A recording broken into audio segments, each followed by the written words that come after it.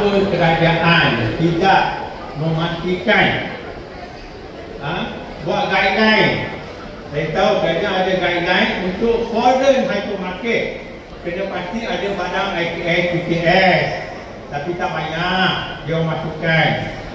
Sekarang saya cadangkan, saya local hypermarket, tak boleh dipaksa orang kata, tetapi saya cadangkan buatlah satu guideline.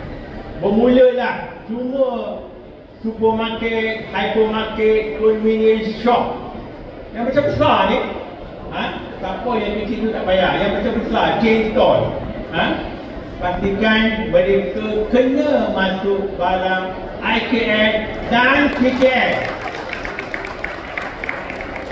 Kalau tak, dia Datuk Menteri, Datuk Deputy Minister,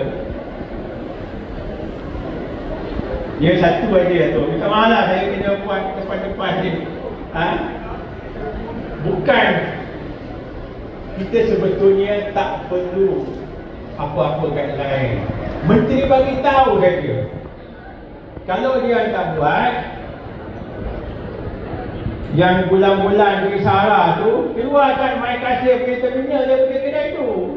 Kalau Maidin kata, alah, tak nak saya masuk barang IKS, terima kasih Maidin, kita faham, kita tak boleh paksa Maidin. Tetapi mai kasih terminal tu, keluarkanlah, itu kan kerajaan bagi pada kita. Duit mai kasih itu kan kerajaan. Siapa-siapa yang tak nak tolong barang IKS, PKS, keluarkan saja. You tak nak tolong saya pun tak nak tolong you. Itu saja.